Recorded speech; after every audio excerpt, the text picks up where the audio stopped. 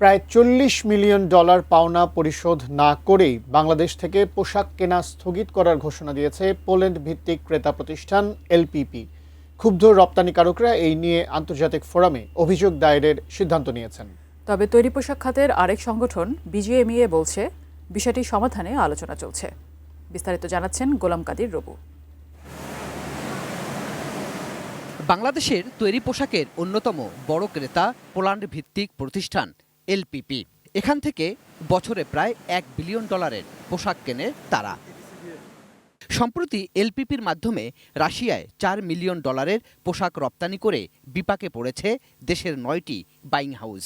কিন্তু এলপিপি এখনও মূল্য পরিশোধ না করায় ক্ষতিগ্রস্ত রপ্তানিকারকরা মামলা করেছেন।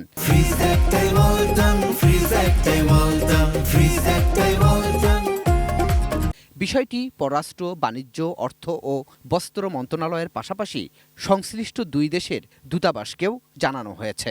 রাশিয়ার আরেকটি কোম্পানি করলো, যেটার নাম হলো ফেস রিটেলার। এখন এটা কিন্তু ইন্ট্রোডাকশন হয়েছে এলপিপির মাধ্যমে, এবং এলপিপিও গ্যারান্টি দিয়েছে যে এটার দায়িত্ব আমরাই নিব।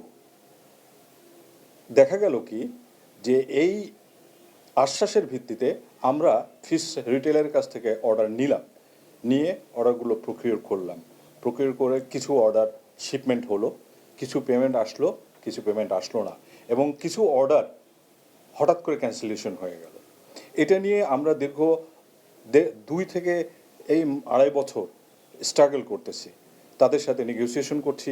কিছু পেমেন্ট পেয়েছি, মোস্ট অফ দি কেসে আমরা পেমেন্ট পাইনি। মেল দিলে মনে করেন 10টা মেল দিলে একটা মেলের উত্তর তারা ঠিকমতো আমাদেরকে দেয় না, এবং আমি অনেকবার এলপিপিকে নক করেছি, এলপিপিকে সিসিতে এনেছি, তারাও সেটার কোনো ফিডব্যাক আমাদেরকে দিচ্ছে না। কিন্তু এসব উদ্যোগ এবং আলোচনার মধ্যেই এক চিঠিতে বাংলাদেশ থেকে পোশাক কেনা স্থগিত করার কথা জানিয়েছে এলপিপি।